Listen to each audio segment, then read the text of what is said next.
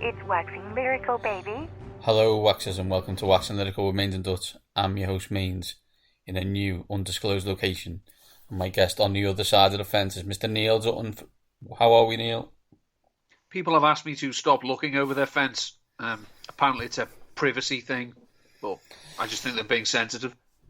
I'm not really. I'm just in my parents' house. I'm only brought 3/4 of the kit, so let's hope this goes well. If this goes well, I'm a genius. If it doesn't, I'm blaming technology. Which is your shtick anyway. Shit.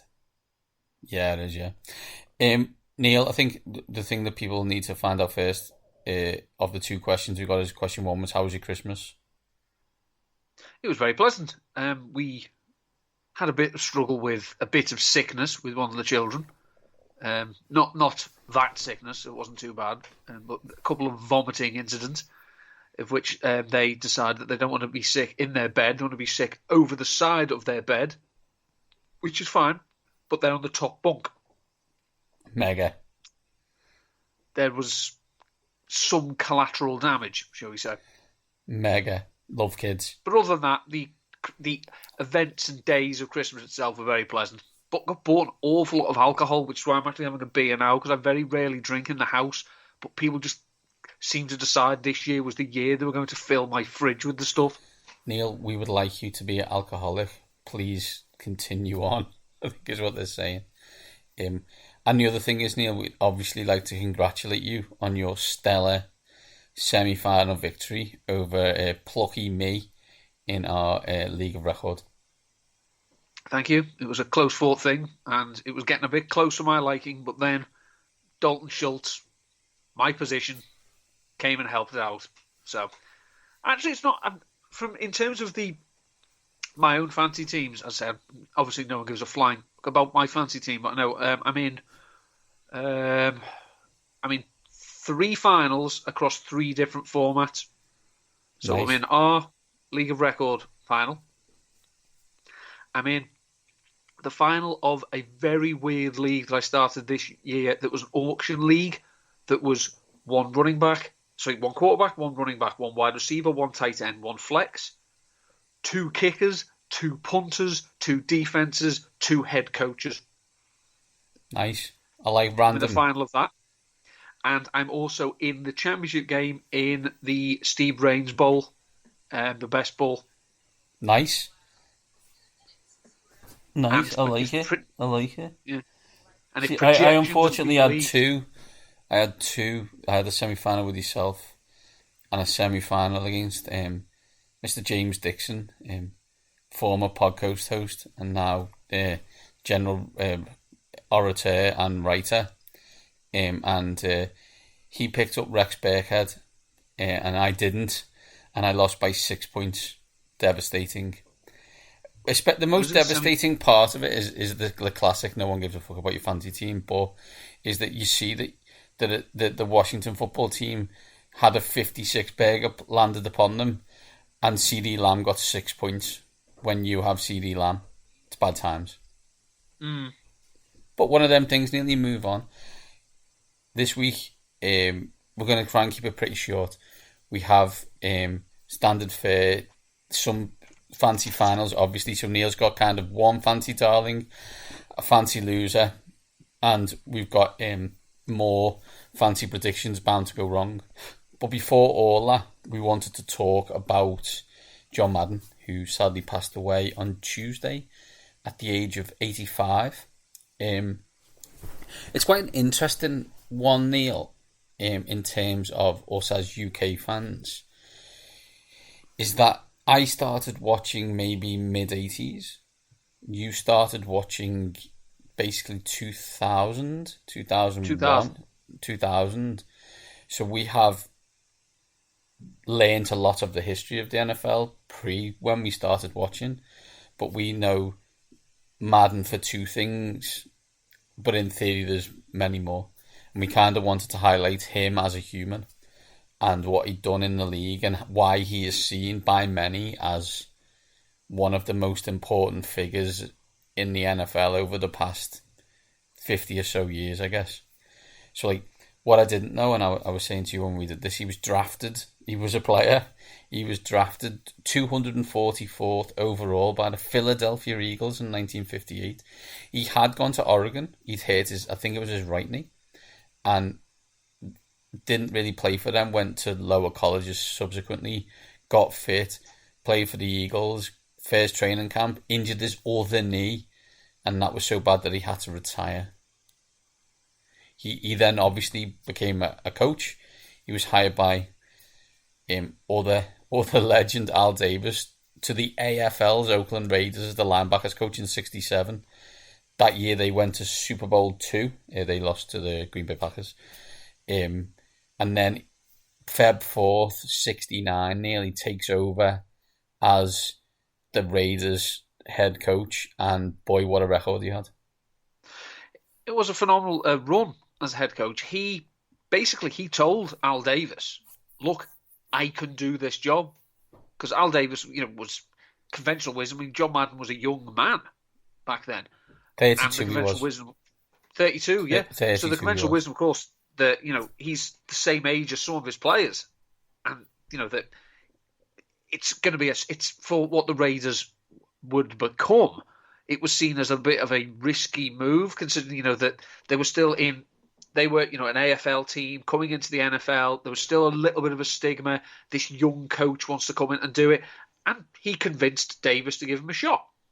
And it worked spectacularly. I mean, his winning percentage is the greatest of all time.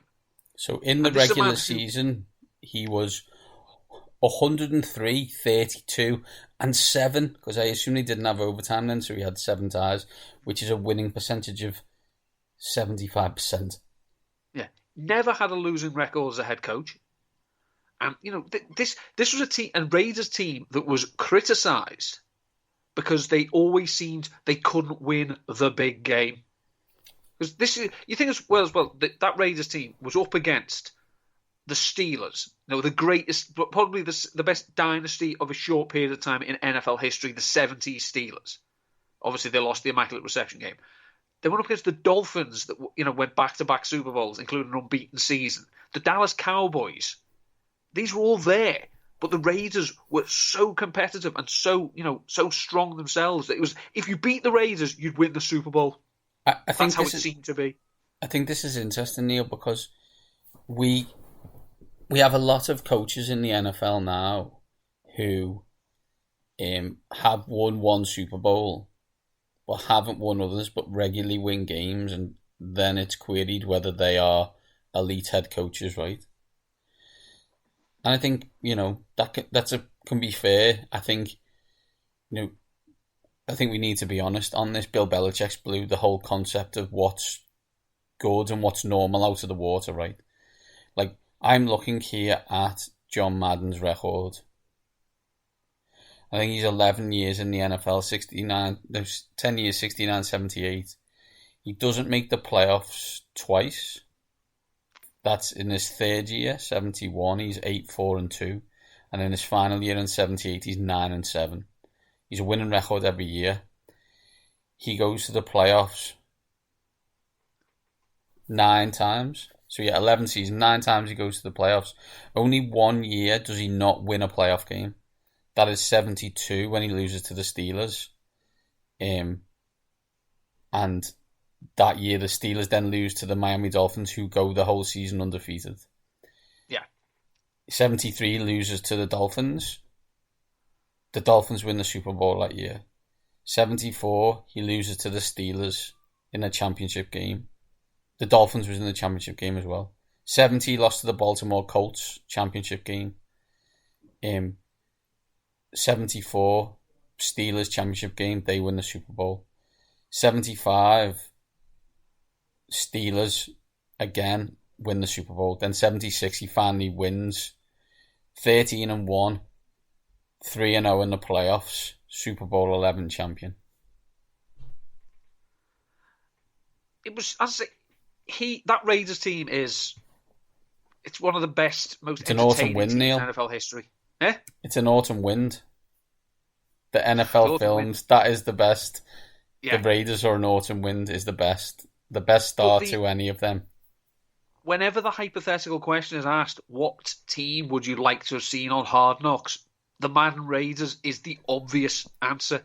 Because the people that were on it, Kenny Stabler, Phil Villiciano, people like that, Jack Tatum, George Atkinson, Kyle Alzado, these people who all went through there, Jim Otto, these are Hall of Famers, these are great, and they were all at the same time. And basically, they made themselves into the Hells Angels of the NFL. And they all reckon it happened because John Madden said, here's the rules, turn up on time, try your hardest, give me everything. They're the rules. Do everything else, you sort it out yourself. Obviously, let's see, his health suffered while he was a coach because it was a high-pressure situation. Working for Al Davis for any length of time is not going to be good for your disposition. There are a few factors that affected John Madden's health as well, not just the pressures on the field. One was he was terrified of flying. Yep. And that was because of a plane crash involving, I think, his former team or a team he should have been with. And there was, a tragic accident, and that affected him forever. There was also a Raiders preseason game against the New England Patriots and an accident involving a Patriots player called Darryl Stingley, who was paralysed from the neck down. He was paralysed for life, spent his life in a wheelchair. And the Patriots at that time were becoming a more professional outfit, but their coach, Chuck Fairbanks, was dead inside. So the Patriots left Darryl Stingley in a hospital and were ready to fly back across the country. John Madden was in the hospital with him. And John Madden was a low-key, not a popular person with the New England Patriots fan base because of a very controversial game between the Patriots and the Raiders a few years earlier. So they hated Madden. Even though he was on the far side of the country, he couldn't hurt them, as it were, but he did. But John Madden stayed with Darryl Stingley for days, weeks, when there was no one else there. John Madden was there when Darryl Stingley got a lot of mucus build up in the machine that was helping him breathe and nearly died. So would have died in the hospital if John Madden hadn't been there. But I think the violence of that injury was another factor that led him just to want to take a step back. Not to give up the game, but just to say, I don't want to be coaching it anymore. Because I don't want to be that close to players when this happens to them. 11 seasons, 112 victories and a Super Bowl. That's a Hall of Fame career, just in case anybody's wondering. He then moved into colour commentary, started with CBS in 1979. He was moved up to the lead position in 1981 because they saw... I guess the only way to kind of describe it now would be, although they're very different in the way they do things, is a Tony Romoism, right? You see him once. It's like Greg Olson. I expect him to shoot up the Fox side of the things like Romo did on CBS. But anyway, and he got the choice of who he wanted to be partnered with, and his choice was Pat Summerall or Vin Scully. And for those who are unaware, Vin Scully is the voice of the Dodgers and has been forever since they moved to LA. And he actually chose Pat Summerall, which Vin Scully was not happy about, which is weird because Vin Scully now doesn't do, when he does baseball, and when he's always done baseball, he's always done it on his own.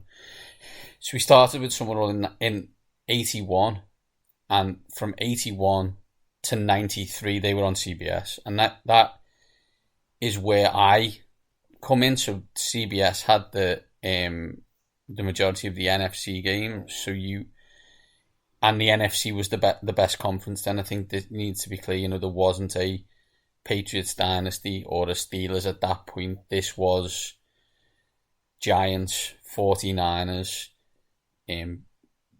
Washington, those type of teams. This is pre-Favre, so Bears. It wasn't Bears, sorry, yeah.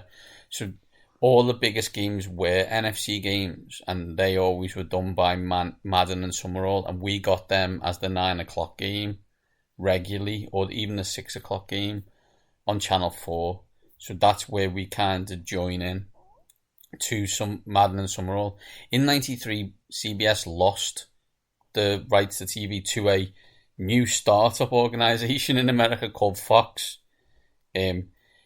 he joined in '94, was with them until 2001, Summerall and Madden. And I found something interesting out that when he joined, they paid him more money to call games than any player in the NFL was getting paid at that point. But Madden and Summerall were so good that like they turned it from a TV show that a channel that was just The Simpsons and Married with Children into a successful, if not dominant, channel of the NFL. And it's as you say, we've been spoiled a bit now because of how easily Tony Romo was taken to calling, play-by-play. Caller, and Greg Olsen. And also we're seeing some people who come to it and aren't very good at it. John Madden was excellent at it because he basically said to Pat Summerall, we're coaches, we need to assess this game. We're game planning because I want to know what's going on. I want to know what the coaches are thinking, what the players are thinking, so I can get that across to the fans. And John Madden, I think there was some early occasions where Summerall might not have been pulling his weight. I'll just coast through this, and Madden wasn't happy about it. I don't think they were together for a very, very long time. They are not best friends. Not that they are bitter enemies, that's not what I'm saying, but they were never close in that kind of relationship. They were a fantastic duo doing NFL games, but they weren't someone who then went out and were friends outside of work. Oh, I didn't know that. So that's quite interesting because to spend that amount of time you would expect them to be, but my understanding is they weren't. I don't know really John's situation, but I know Pat was a heavy drinker, but I'm not sure John followed in the same circles as Pat did outside. But I think there are a few who could. You're exactly right. They both left Fox in 2001. Pat retired, I think. John went to ABC and worked with Al Michaels, who does now Sunday Night Football on ABC, before Al was traded for, I don't know, a bunny to NBC. He was paid $5 million a year then. He then moved to NBC for his final 3 years, making him the first person to work for all four major broadcast companies, CBS, Fox, ABC, and NBC. The thing that blew me away on this, finally, on the kind of thing, is October 19, 2008, he didn't go to the Seahawks at Bucs game, because, as he said, he didn't fly, and I think it was like the travel was like San Diego to Tampa Bay back to San Diego, so he didn't do the game. And that stopped a 476 weekend streak of covering football on TV in the NFL. That's just incredible. I mean, I say he was a staple. You knew it was the big game because you heard the voice. You saw the big man with his microphone. You saw the telestrator going. You heard the Thanksgiving reference to Dirk. And it was back in the day. NFL players knew their game was big for two reasons. One, it was on Monday Night Football. Or two, John Madden was there. Yeah, that's when the players knew it was a big game. And there's so few now because it's like America's game of the week. Yeah, but the NFL. I'm terribly sorry. I'm telling tales that were still here. We're sick of Joe Buck and Troy Aikman. We don't think it's a big game anymore.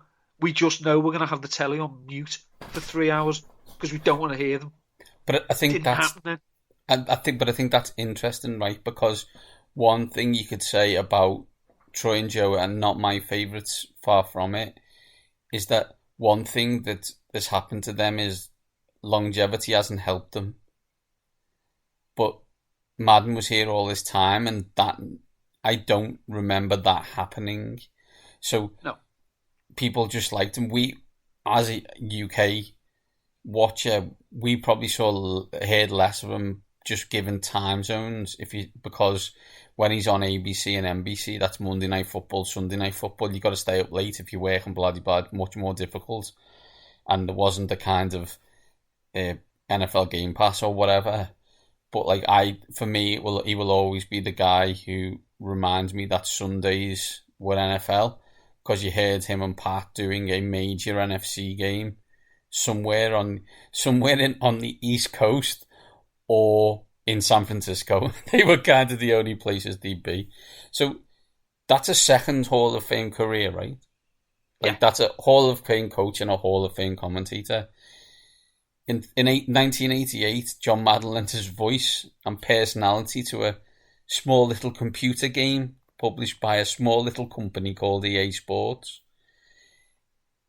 That's now probably one of the most popular games in the history of computer games, that being Madden. And has, much like as you said with his chat with Pat, has educated the quote, I'm going to the rank and file in the ways of NFL plays. It wasn't just drop back and throw it wherever you see a person. It was, here's 4 or 5 screens of pages of different types of plays that your players will run, and then you will call said play, and they will run that play, and you will decide which play you throw it to.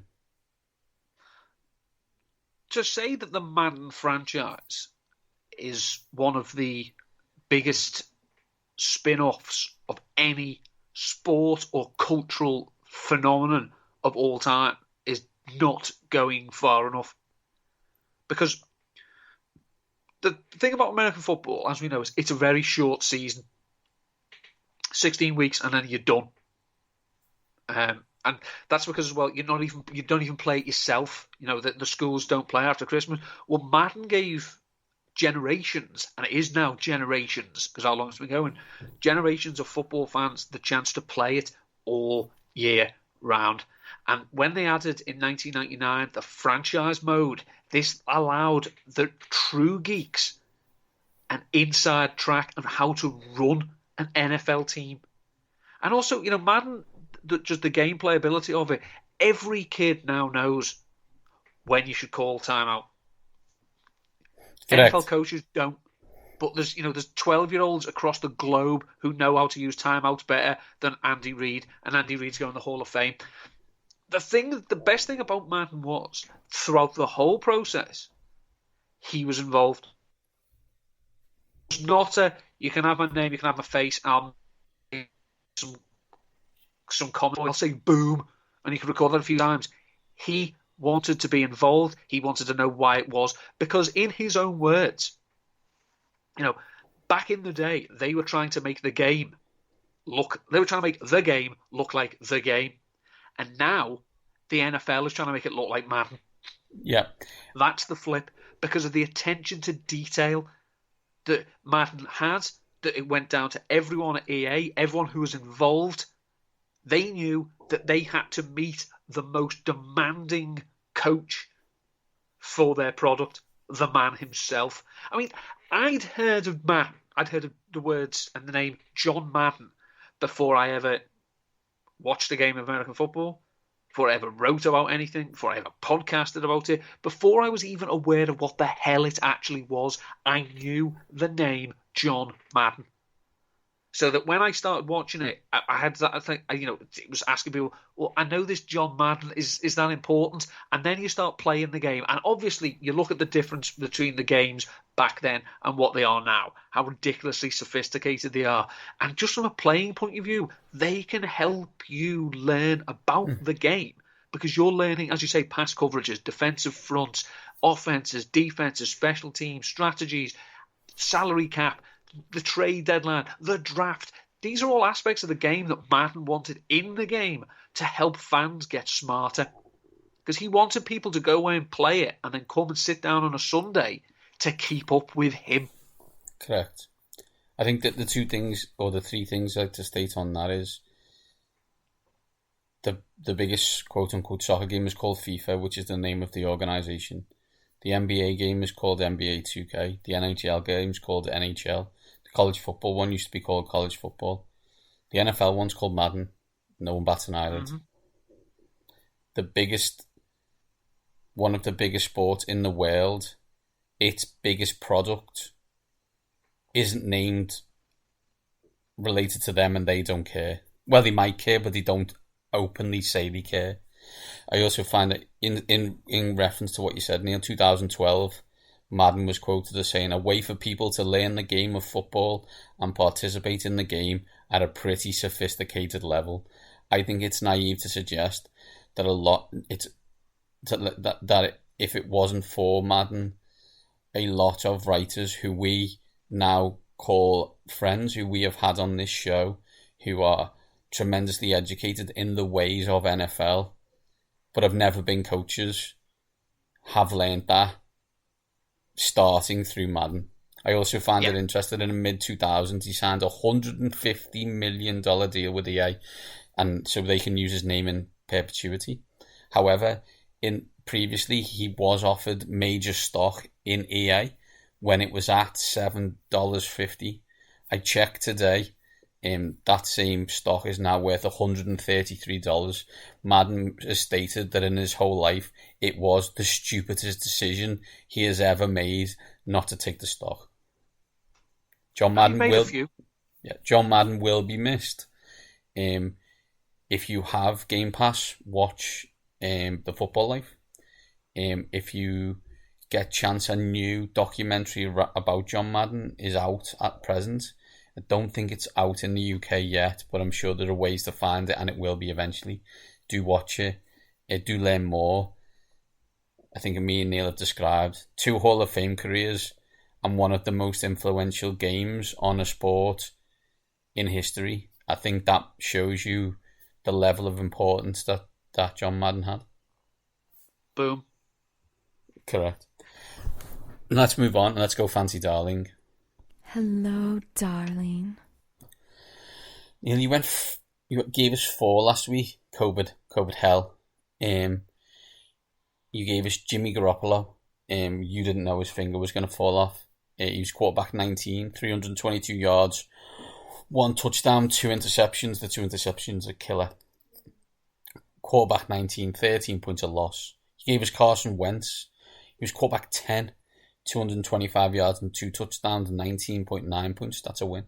You gave us Ronald Jones, running back 12, 65 yards and a score, 2 catches for 16 yards. That is also a win. You also gave us the Seattle defense. What you didn't know is that the Seattle had decided they were going to tank, and they were defense 18, 4 points. So you were 4-4, 2-2 on the week, and 22-28 overall.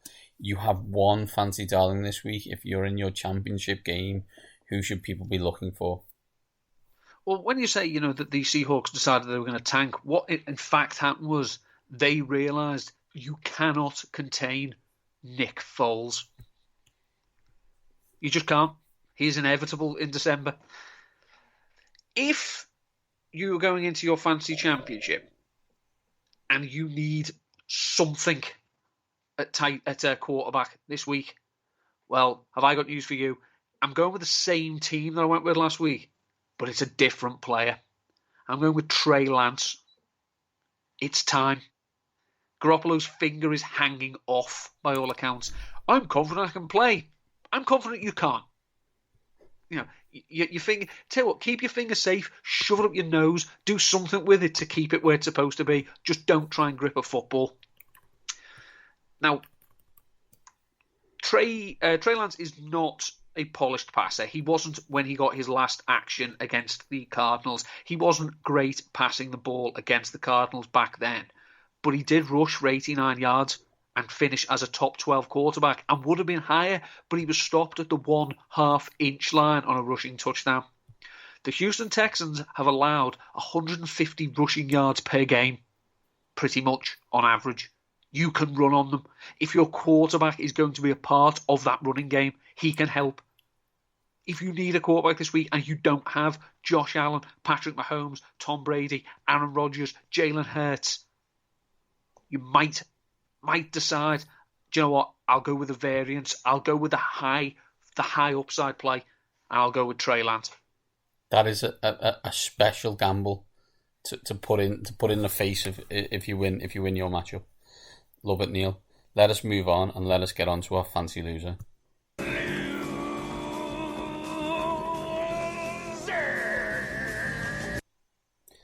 I don't care what anyone says. Like, okay, 22 and 28 is middle of the road, right? But it's a tough game. But if you have been listening to Neil on Fantasy Loser and keeping players out of your lineup, then I expect you to be in a final. Because Neil, again, picked Alvin Kamara last week. He was running back 36, 52 yards, when he had two catches for 7 yards. That makes Neil 11 and 5. 11 times he's absolutely nailed this. Neil, let's make it 12. Who is your loser this week? Well, we know that in the past, Dalvin Cook has enjoyed his games against the Green Bay Packers, and we know that the Green Bay Packers' run defense isn't that great. We saw Nick Chubb basically have his way with them and then see his good work thrown away by Baker Mayfield last week. I don't think Dalvin Cook is going to be in for a big game this week. I can see him finishing outside the top 10 running backs. Now, obviously, he's going to be coming back from COVID. He's not vaccinated. We saw with Tyreek Hill, not the same players, not the same position, of course, but Tyreek Hill, by all accounts, only played, I think, less than half the snaps because he was blown out of his arse. He was compromised. And I think someone with Dalvin Cook's record and workload and injury history, I don't think it's reasonable to expect him to come in and be Dalvin Cook. But obviously the temptation is going to be for fantasy managers, if you roster Cook, it's title week. You're going to start him. But I think you're going to be disappointed this week.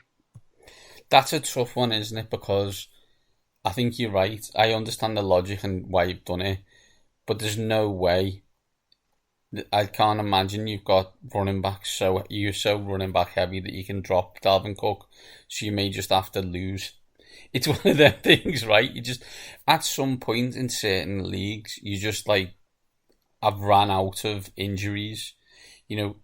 As we were talking, I played Kirk Cousins last week because Lamar Jackson wasn't available.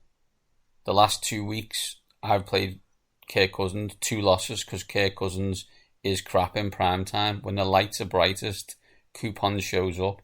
This is a tough one. You might be right, but I think people are going to have to pick him anyway. Finally, Neil, let's get on to predictions bound to go wrong. I am getting reasonably good at this in a logic tree conversation. Last week, I told everyone that Jamar Chase would be a top 5 wide receiver because they were playing the Ravens, and the Ravens have no corners. Jamar Chase was wide receiver 14 with 7 catches for 125 yards, but he didn't get in the end zone. T. Higgins, however, was wide receiver 1 with 12 catches for 194 yards and 2 scores. That's how close this kind of situation is. The logic was sound. Unfortunately, picked the wrong wide receiver for the Bengals, but did expect a big game. Probably should have just gone with Joe Burrow. You picked James Robinson, who you were hoping to lead you to victory in our League of Record game. He was out in the first quarter with a torn Achilles. You managed to hang on. Didn't need him, luckily. But the 200 yards and multi-touchdowns did not happen. Only 1 victory so far in fantasy predictions bound to go wrong. Not great, but there you go. This week, Neil, I'm going to go first. As I've just said to you, T. Higgins last week got 12 catches for 194 yards and 2 touchdowns. Do you know who the Baltimore Ravens are playing this week? Enlighten me. The Baltimore Ravens are playing the Rams of Los Angeles. The Rams of Los Angeles have a little known player called Cooper Kupp. You may have heard of him. I know you have, because he is your wide receiver 1 in our league, right? Right now, Cooper Kupp needs 266 yards to get to 2,000 for the season. Let's just say it.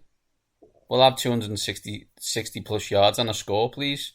Cooper Kupp absolutely destroys the Baltimore Ravens. And yeah, Cooper Kupp gets close to 2,000. What's your pick, Neil?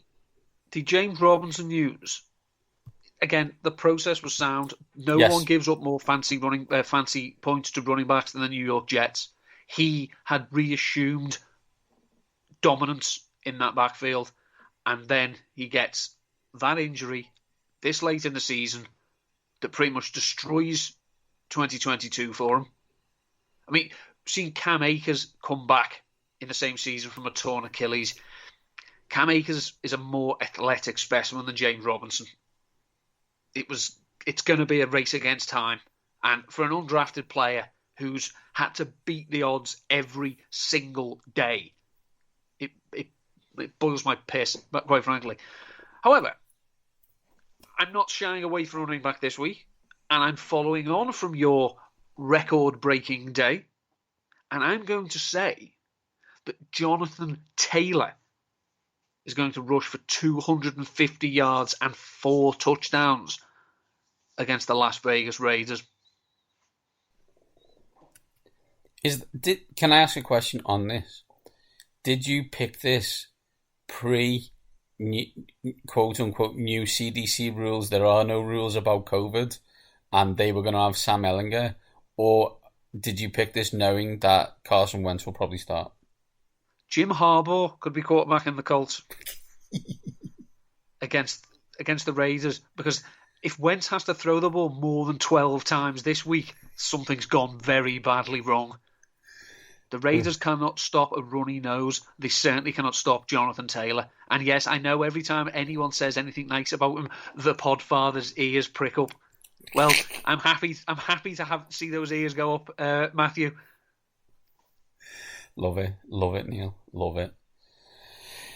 Fantastic stuff. That is it this week for Waxing Lyrical. A kind of emergency pod on John Madden, but we obviously needed to get our fancy stuff out the way as well for the finals of many leagues this week. Neil, anything else where people can read or listen to you prior to us being back in 2022? Well, obviously, you can follow me on Twitter at ndalton13. You can read the Tight End Report RotoViz. You can see the Super Bowl odds tracker at Numberfire. You can read the Chargers matchup, last one of the season, on 4for4 Football. You can hear me, hopefully, giving my fancy advice on the Nat Coombs Show. I'd just like to quickly take this opportunity to thank the guests we had in 2021. And it wasn't very many because, for some reason, because we were lazy, we didn't go heavy on them. But I do technology, you do guests, so I'll let the listeners decide who was lazy. But we had this week, this year, we had Matt Kelly, we had Denny Carter, we've had Charles Dagnall, we had Garrett Wong, we had JT O'Sullivan.